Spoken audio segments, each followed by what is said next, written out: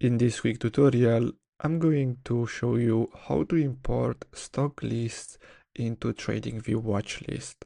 So the first step is to go to the watch list in the top right corner, and then from here, as you can see, we have our watch list, which is the basic one. Now we just have to click on this and then click on create new list.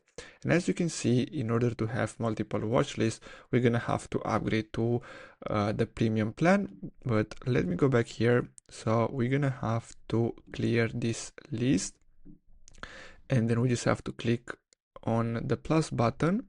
Then we just have to choose stocks, then click on all countries. So here you can choose your markets. So let's say Canada.